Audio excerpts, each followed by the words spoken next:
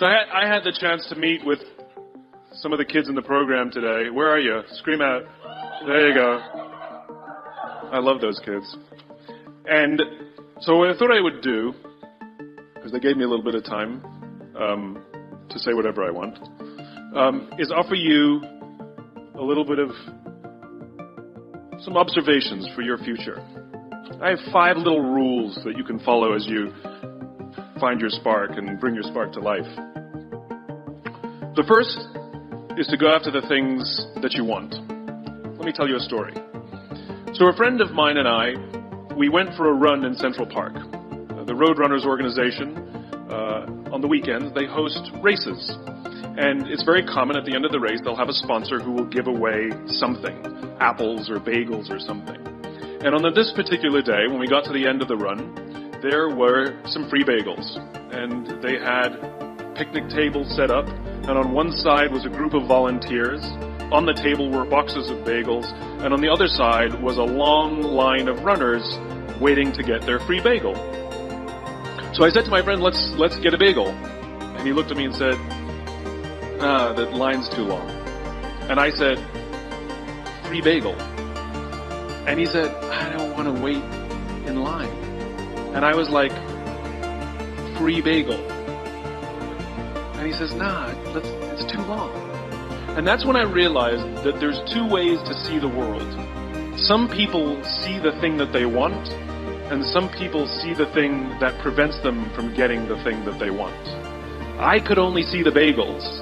He could only see the line. And so I walked up to the line. I leaned in between 2 people, put my hand in the box, and pulled out 2 bagels. And no one got mad at me. Because the rule is, you can go after whatever you want. You just cannot deny anyone else to go after whatever they want. Now, I had to sacrifice choice. I didn't get to choose which bagel I got. I got whatever I pulled out. But I didn't have to wait in line. So the point is you don't have to wait in line. You don't have to do it the way everybody else has done it. You can do it your way. You can break the rules. You just can't get in the way of somebody else getting what they want. That's rule number 1. Rule number 2. I like this one. In the 18th century, there was something that spread across Europe and eventually made its way to America called puerperal fever, also known as the Black Death of childbed. Basically what was happening is women were giving birth and they would die within 48 hours after giving birth. This Black Death of childbirth was the ravage of Europe, and it got worse and worse and worse over the course of over a century. In some hospitals, it was as high as 70% of women who gave birth who would die as a result of giving birth. But this was the Renaissance. This was the time of empirical data and science, and we had thrown away things like tradition and mysticism. These were men of science. These were doctors. And these doctors and men of science wanted to study and try and find the reason for this Black Death of childbed, and so they got to work studying, and they would study the corpses of the women who had died. And in the morning they would conduct autopsies, and then in the afternoon they would go and deliver babies and finish their rounds. And it wasn't until somewhere in the mid-1800s that Dr. Oliver Wendell Holmes, father of Supreme Court Justice Oliver Wendell Holmes, realized that all of these doctors who were conducting autopsies in the morning weren't washing their hands before they delivered babies in the afternoon. And he pointed it out and said, guys, you're the problem.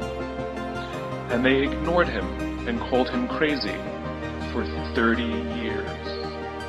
Until finally somebody realized that if they simply washed their hands, it would go away.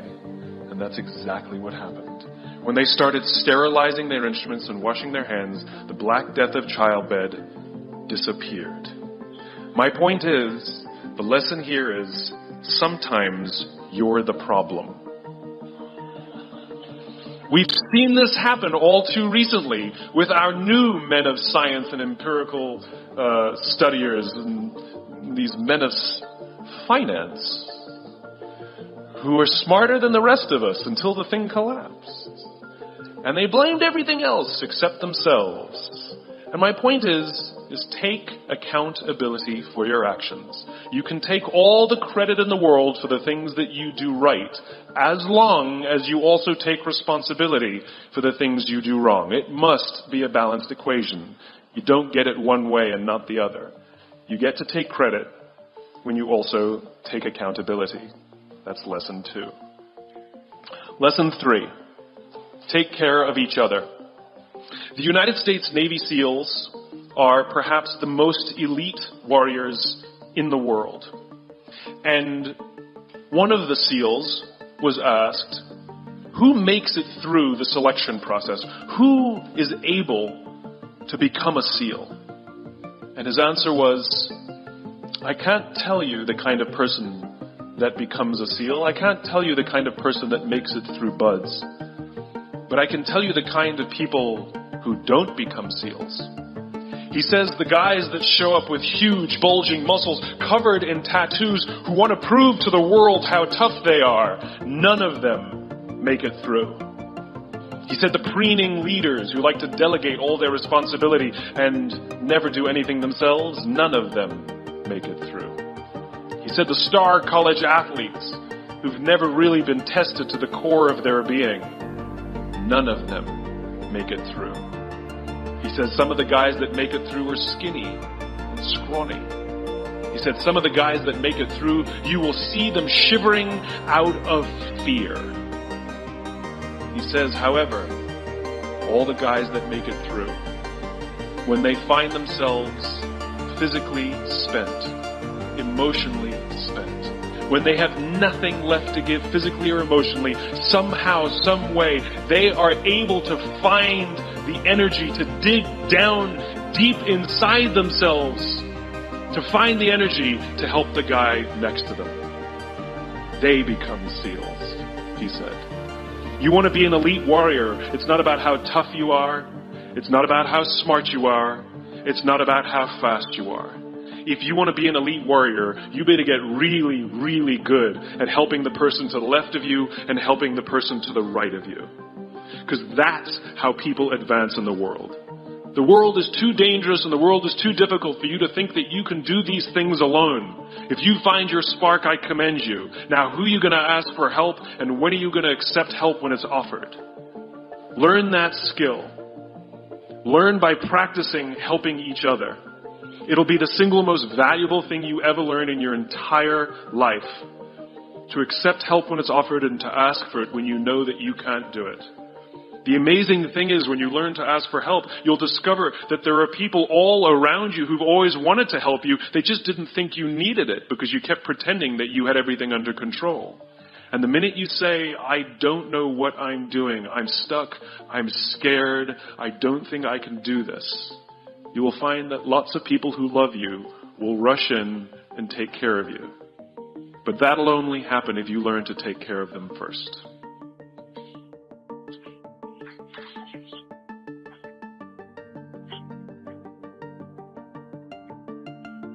Lesson 4. Nelson Mandela is a particularly special case study in the leadership world because he is universally regarded as a great leader. You can take other personalities, and depending on the nation you go to, we have different opinions about other personalities. But Nelson Mandela, across the world, is universally regarded as a great leader. He was actually the son of a tribal chief. And he was asked one day, how did you learn to be a great leader? And he responded that he would go with his father to tribal meetings. And he remembers 2 things when his father would meet with other elders. 1, they would always sit in a circle. And 2, his father was always the last to speak. You will be told your whole life that you need to learn to listen. I would say that you need to learn to be the last to speak. I see it in boardrooms every day of the week. even people who consider themselves good leaders, who may actually be decent leaders, will walk into a room and say, here's the problem, here's what I think, but I'm interested in your opinion, let's go around the room. It's too late. The skill to hold your opinions to yourself until everyone has spoken does two things. One, it gives everybody else the feeling that they have been heard. It gives everyone else the ability to feel that they have contributed. And two, you get the benefit of hearing what everybody else has to think before you render your opinion. The skill is really to keep your opinions to yourself. If you agree with somebody, don't nod yes. If you disagree with somebody, don't nod no. Simply sit there, take it all in, and the only thing you're allowed to do is ask questions so that you can understand what they mean and why they have the opinion that they have. You must understand from where they are speaking, why they have the opinion they have, not just what they are saying. And at the end, you will get your turn. It sounds easy. It's not. Practice being the last to speak. That's what Nelson Mandela did. Number 5. Monty Python. 1, 2, 5, 3. For all the other nerds in the audience. There's one. Number 5. My favorite one of all. True story. There was a former Undersecretary of Defense who was invited to give a speech at a large conference, about 1,000 people. And he was standing on the stage with his cup of coffee in a styrofoam cup, giving his prepared remarks with his PowerPoint behind him. And he took a sip of his coffee and he smiled and he looked down at the coffee.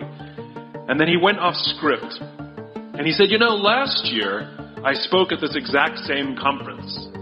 Last year I was still the Undersecretary. And when I spoke here last year, they flew me here business class. And when I arrived at the airport, there was somebody waiting for me to take me to my hotel. And they took me to my hotel and they had already checked me in and they just took me up to my room. And the next morning I came downstairs and there was someone waiting in the lobby to greet me and they drove me to this here same venue. They took me through the back entrance and took me into the green room and handed me a cup of coffee in a beautiful ceramic cup. He says, I'm no longer the Undersecretary. I flew here coach. I took a taxi to my hotel and I checked myself in. When I came down the lobby this morning, I took another taxi to this venue. I came in the front door and found my way backstage, and when I asked someone, do you have any coffee? He pointed to the coffee machine in the corner, and I poured myself a cup of coffee into this here styrofoam cup. He says the lesson is, the ceramic cup was never meant for me. It was meant for the position I held. I deserved a styrofoam cup. Remember this. As you gain fame, as you gain fortune, as you gain position and seniority, people will treat you better. They will hold doors open for you. They will get you a cup of tea and coffee without you even asking. They will call you sir and ma'am, and they will give you stuff. None of that stuff is meant for you. That stuff is meant for the position you hold. It is meant for the level that you have achieved of leader or success or whatever you want to call it. But you will always deserve a styrofoam cup. Remember that. Remember that lesson of humility and gratitude. You can accept all the free stuff. You can accept all the perks. Absolutely, you can enjoy them. But just be grateful for them and know that they're not for you. I remember getting off the Acela. I took the Acela from New York to Washington, D.C. And I got off the train like everybody else. And I was walking down the platform like everyone else. And I walked past General Norty Schwartz, who used to be the Chief of Staff of the United States Air Force, the head of the Air Force. And here I did, you see a guy in a suit, schlepping his own suitcase down the platform just like me. And just a couple months ago, he was flying on private jets and he had an entourage and other people carried his luggage. But he no longer held the position. And so now he got to drag his own suitcase.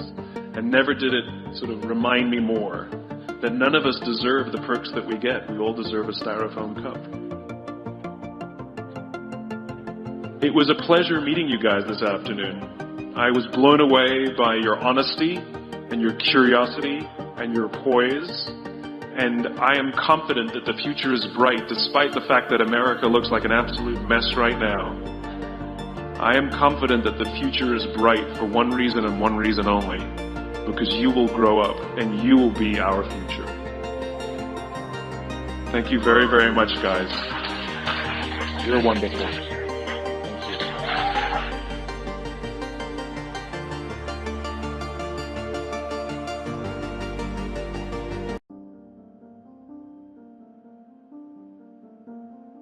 And isn't life like that? Every single day we get taken off course. You know, we get busy versus focused. We want to do the run or we want to do the workout, but there's a seduction by some kind of a distraction. We have an ideal of being world class in our work, but there's an attraction to sort of taking a little shortcut. And so literally every single day is an opportunity to get back on course with that needle of your world class ideals. And so I wanted to offer you some ideas that have really served me well, because I'm just like you, I'm trying to aspire to the top of the mountain over the course of the rest of my life. And the first idea that life has really taught me is really this: small wins matter. I mean, we sometimes think that an epic life occurs one sunny Friday afternoon when the stars line up and something revolutionary occurs. And what I'm suggesting to you with great love and great respect is a great life is built not by revolution. A great life is built by evolution. Small and steady wins the race. What you do every day is far more important than what you do once every decade. I want you to really think about that idea. What you do every day is simply your life in miniature. And as you live every single day, so you're crafting your life. What you do over the next hours is really building your future. And if you can just get, and I can just get every single pocket of 24 hours right as best as we humanly can, the rest of our life is going to take care of itself. So small wins matter. You know, the moment in front of the customer where the pull was to go average and you become merchant of wow sets you up for the next day of a way of being of wow. The little win with your family when you feel like watching TV sets you up for another win the next day. A little win of getting up at 5 o'clock and running your morning routine sets you up for a habit of a 5 a.m. club morning routine. Small daily improvements over time will lead you to stunning results. Tiny wins are the way to greatness. And that's one of the things life has taught me. When you look at the great companies, whether it's an Amazon, whether it's some of the tech startups coming out right now, whether it's a Zappos, whether it's a FedEx, whether it's a Nike, whether it's a General Electric, whether it's some of the little shops in your neighborhood that we really admire because people still cook the food with love, or they serve the food with love, or people have an attention to detail. Great companies are built by those small, steady optimizations every single day. If you look at any great product, it wasn't just one day that built the great product. It was a culture and a mindset of daily innovation and optimization when done consistently over time, which led to world class. Let me show you this. We all live inside a bubble, right? This is our world. We go to church here, we work over here, we go get our coffee over here, we go to this park over here, we usually go over here to hang out with friends. This is our favorite club. This is our world. This is our favorite spot on the beach. We all live in this bubble. What you gotta do to get the life that God wants you to have, you gotta put more air in your bubble. You got to blow your bubble up. Expand yourself. Take yourself out your comfort zone. Do not live in your bubble. Put some more air in your bubble. If you stay in your comfort zone, that's where you will fail. You will fail in your comfort zone. Success is not a comfortable procedure. It is a very uncomfortable thing to attempt. So you got to get comfortable being uncomfortable if you ever want to be successful. Start putting some pressure on. Put some pressure on yourself. Get out here and get about it. Look, I'd love to sugarcoat this thing for you. I'd love to tell you, look, you can go out here and get rich, do a couple of things. That ain't happening. You got to get real doggish.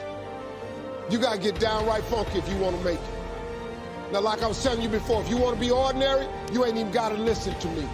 Just go on about your business. If you think ordinary's cool, ain't no problem. It's some really, really wonderful ordinary people. But if you are sitting in this room and you have extraordinary aspirations, then you're going to have to do extra. You put extra on top of on ordinary, and you come up with extraordinary. It's no other way. I'm sorry, but here's the fact. All of you have extraordinary capabilities, all of you. You have to decide if you are willing to do the things to put you in that category. Rich people don't sleep 8 hours a day. That's a third of your life. It ain't but 24 hours in a day. You cannot be sleep 8 hours a day. You can't live in LA and wake up at 8 o'clock in the morning. It's 11 o'clock on the East Coast. The stock market been open 2 hours. They already making decisions about your life, and your ass was asleep. The Bible says, he who loves to sleep and the folding of hands, poverty will set upon you like a thief in the night. It took me a long time to understand what sacrifice meant. Because on the surface of it, especially the way it's acted out, like burnt offerings and that sort of thing, it just seems like, well, it seems so archaic and distant from us that it's not really comprehensible. But partly from reading Jean Piaget, and Nietzsche for that matter, I started to understand that people often acted out conceptions before they understood what they meant. You know, and we act out a lot of things we don't understand because we're much more complex than we can represent. So we're always acting out things we don't understand. But so there's this idea in Cain and Abel that you have to make sacrifices in order to stay on the good side of God. And so I thought about that practically, say, not so much metaphysically, but practically, and realized that that was equivalent to the discovery of time, of the future. Because we do act, and this is a peculiar discovery of human beings, and maybe a consequence of our expanded intelligence, is that we're actually aware of the future. We actually treat the future as if it's something that you can bargain with. Now, partly it's because the future is other people, and they remember your reputation, they remember your past actions, and if you do someone a favor, then that favor is in some sense stored up in the future. So you could think about the future as a place of judgment about your moral actions, and it's not that far from that to imagining a God who's keeping track of that, or who even is that. But in any case, the idea of sacrifice emerges in the story of Cain and Abel, and Cain and Abel both make sacrifices to God in order to stay on his good side, let's say. And what a sacrifice means is that you give up something of value in the present so that you can improve the future. And you know, that's no different from what we call discipline. It's exactly the same thing. It's just that concretely acted out version of that. And so, you know, the idea basically was that, well, God was in the transcendent heavens. And the first question would be, well, why is that? And it's like, well, if you go out on a really dark night and look up at the sky, you have a sense of what's beyond you, what's transcendent, what's infinite. And so to associate that with the highest of values is a reasonable association, right, from an emotional point of view. So it's not particularly primitive. It's a smart metaphor, or it's a smart intuition that and it's above you. And you know, we tend to think of when you're moving towards an ideal that you're moving up, that you're moving above, you're moving to the mountaintop, right? You're going up, not down. And so it all sits within that same framework. And it's partly because when you go up, like on a mountain, you can see for long distances, right? So all those things are tangled together.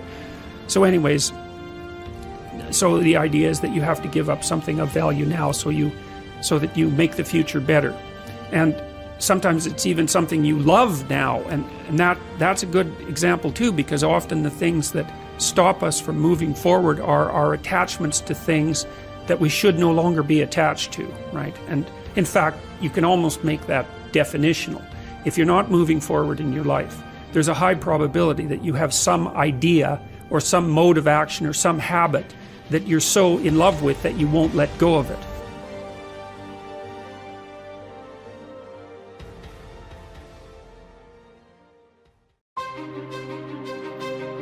guys are, everybody gonna be trying to give 100.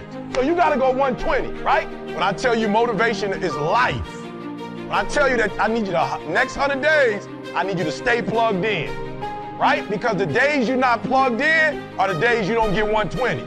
They say an alligator is so ferocious it'll kill a lion. But I can kill an alligator with my bare hands. Little old E.T., how? They say when you want to kill an alligator, you kill it right after it eats. Because right after it eats, it gets satisfied. And it goes to a state like it's almost paralyzed. Some of y'all in this room, are you paralyzed? You had a little success? You done what nobody else in your family has done and now you chilling? Come on, you ain't hungry no more? Next 100, I need you to stay focused. Why? You should still be hungry. What have you eaten that's got you satisfied?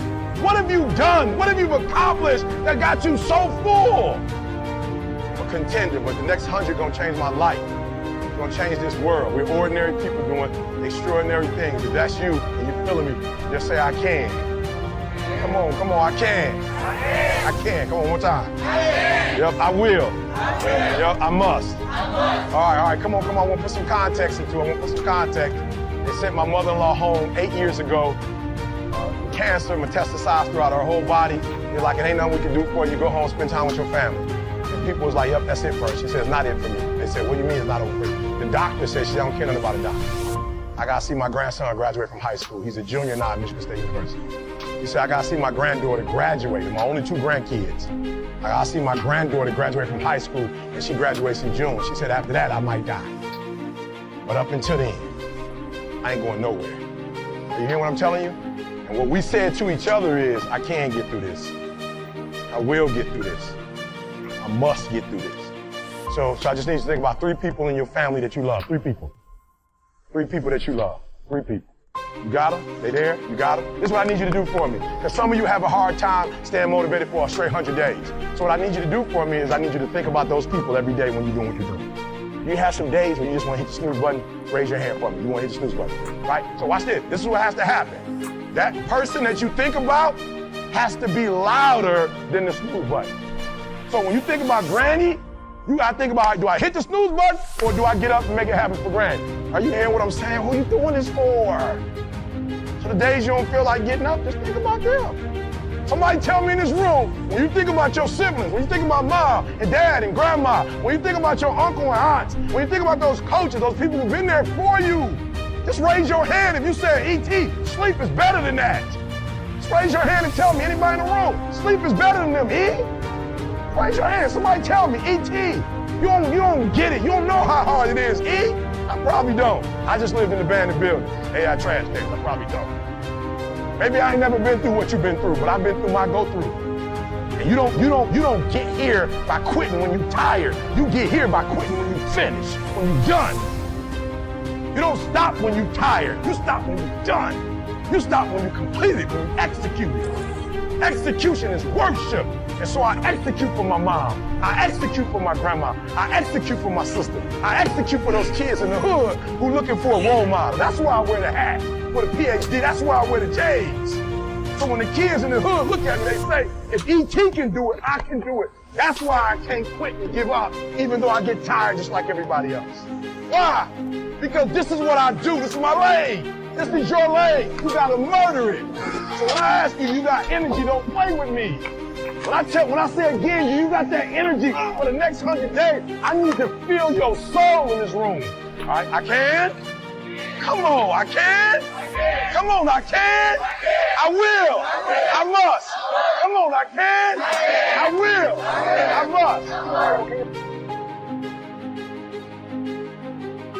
must. Start with all the things you can do to make your life better and make you feel better about yourself. Make a list. Life will give you some pretty big challenges if you can handle the small ones. But unless you practice on the small ones and master those, you don't have a chance for the major ones. A man strides out of his house to go straighten out the corporation, and he has not yet straightened out his garage. Who's kidding who? So work on all the disciplines that will improve the quality of your life. And here's an important thought. Everything affects everything else. Every lack of discipline affects every other discipline. Mistakenly, the man says, "This is the only place I let down." See, that's not true. Every letdown affects the rest of your performance. Now here's the positive side. Every new discipline affects every other discipline. Every new thing you try affects the rest of your performance. Isn't that exciting? So get started on every small discipline you can think of. You can't believe what it will do for your self-confidence. And remember, the greatest deterrent to success is lack of self-confidence. And lack of self-confidence comes from not doing what you could do. Next comes self-motivation. And really, it's the only kind of motivation there is. Self-motivation. I can share my ideas and my experiences, but people have to motivate themselves. Hey, I found out you can't change people. They can change themselves, but you can't change them. In management, we learn good people are found, not changed. If you want good people, you have to find them. That's the best answer I can give you. If you want motivated people, you have to find them, not motivate them. Motivation is a mystery. Why some people are and some are not. Why does one person in sales see his first prospect at 7 in the morning, and the other salesperson sees his first prospect at 11 in the morning? Why would one start at 7 and the other start at 11? I don't know. I call it mysteries of the mind. Why wouldn't everyone strive to be wealthy and happy? I don't know. It's a mystery. So, be self-motivated. Don't give that job away to someone else. The guy says, boy, if someone will just come by and turn me on. Hey, what if he doesn't show up? You've got to have a better plan for your life. Like, why would I go to the gym if I have a swimming pool at my house? Right? Why you guys bitch all the time? Oh, man, the gym's so far away, man. Oh, dude, put a freaking gym in your house then, okay? It's cold in Toronto. Yeah, man, it's only been like that for the last 200 years, bro. Like, okay, build a pool inside the house. How about some heating? Okay, so what I did was I found a woman that was perfect for me. Okay, rather than me changing who I am to be who she wants me to be, dude, I found somebody that said, and I laid it out for her. First of all, I pursued somebody that had no interest in me. So just because she was perfect for me doesn't mean she had interest in me. Right. Okay, the fact that and by the way, I'm running 5 businesses while I'm pursuing this hot chick. Okay, but I knew she was the right one for me. Now, that's a different topic. We could do that a different show on that. Your people probably love it. But the point is, the fact that she didn't want anything to do with me didn't mean I wasn't the right person for her, number one. Number two, once she got with me, I said, look, I'll give up anything. I'll give up anything to give you. I'll make every dream and more that you've ever had in your life come true. Okay, here's one thing I will not give you. I will not give up on my dreams. Because if I give up on my dreams, I'll give up on you. If I give up on my dreams, I can't take care of you. Right? So when Jay Wong becomes obsessed with your purposes for being on this planet, you have more than one, by the way, I believe. I think you have many. When the individual becomes obsessed with their purposes, man, then they got to bring people in that benefit from that. And create a life, not a job, not a charity. I'm not going to go do a bunch of other things. I'm going to do my life, and everything in the realm of this sphere of this life thing that doesn't have any lines, okay, all is impacted because of it. Dreams without goals remain dreams, just dreams, and ultimately fuel disappointment. Dreams without goals, yearly goals, life goals, monthly goals, hourly goals, minute by minute goals. Dreams without goals are just dreams, and they ultimately fuel disappointment. Goals on the road to achievement cannot be achieved without discipline and consistency. You understand? Between goals and achievement are discipline and consistency. Before you can be a painter who can paint what's beyond mere memory, you have to inculcate that discipline skill, and a lot of that is painful repetition and hard grinding work. It's the sacrifice of the present for the future. That's discipline as the precondition for freedom. But once you manage that, then things open up. And virtually everything you learn of value is like that's very, very, very difficult to learn to write. And there's arbitrary rules that you have to follow and bind yourself to. Disciplinary institutions, universities, are exactly that. Is they're places of guidance, and they're places to encourage people to develop the discipline that's necessary to see beyond the discipline. I mean, that's why we have disciplines, right? I mean, the words aren't there by accident. You have to narrow yourself first, and then you can broaden outward. And so that's part of the process of maturation. That's part of the sacrifice of childhood. What we have to understand about developing ourselves and getting better is that it doesn't take brilliance, and it doesn't take a lot of time, and it doesn't even take a lot of effort, but it must be intentional. The fact that you don't get better automatically, you only get better because you intentionally make a decision to get better. To develop yourself, you've got to get out of the intending world and get into the doing world. So if you want to develop yourself and you want to get better, just act on what you've already expressed that you want to do. Right, the question becomes this: can you be committed to the process of what you're doing without being emotionally attached to the results of what you're doing? Regardless of situation, regardless of circumstance, regardless of what happened, I'm gonna show up and I'm gonna give everything I got to it because I'm working for something that's totally different. Can you be committed to the process of what you're doing without being emotionally attached to the results of what you're doing? In other words, if you don't get what you thought you was gonna get, will you still be the same individual?